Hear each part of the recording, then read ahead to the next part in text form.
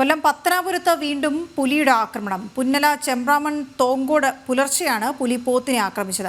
തോങ്കോട് വീട്ടിൽ സുഭദ്രയുടെ പോത്തിനെയാണ് ആക്രമിച്ചത്. വനത്തോട് ചേർന്ന ജനവാസ മേഖലയിലാണ് പുലി ഇറങ്ങിയത്.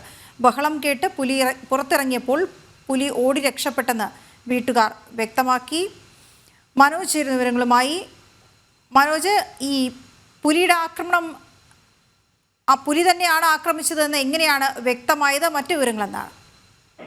വീണ, പുന്നല ഫോറസ്റ്റ് സ്റ്റേഷൻ പരിധിയിലാണ് ഈ വീടുള്ളത്. ഈ സുഭദ്ര എന്ന് പറയുന്ന ആളിന്റെ വീട്ടിലാണ് ആ തൊഴുത്തിൽ കെട്ടിയിരുന്ന പോത്തിനെയാണ് ഇത്തരത്തിൽ വന്യമൃഗം ആക്രമിച്ചിരിക്കുന്നത്. അത് പുലിയാണെന്ന് ഈ വീട്ടുകാർ കണ്ടതായി തന്നെ പറയുന്നു. അതായത് പുലർച്ചെ ശബ്ദം കേട്ട് ഓടി ഈ പോത്തിനെ കെട്ടിയിരുന്ന ആ തൊഴുത്തിന് അരികിലേക്ക് എത്തിയപ്പോൾ പുലി ഈ പോത്തിന്റെ കഴുത്തിലെ കടിവിട്ട് ഓടി മറയുകയായിരുന്നു എന്നുള്ള കാര്യമാണ് ഈ വീട്ടുകാർ പറയുന്നത്. 2 ദിവസം മുമ്പ് ഈ കടംശ്ശേരിയിൽ മേയാൻ വിട്ട പശുവിനെ ആക്രമിച്ച് ഇത്തരത്തിൽ കൊന്നിരുന്നു. പശുവിനെ കൊന്ന് ഭക്ഷിച്ചത് പുലിയാണെന്ന് പറയുമ്പോഴും വനംവകുപ്പ് അന്ന് സ്ഥിരീകരിച്ചില്ലായിരുന്നു.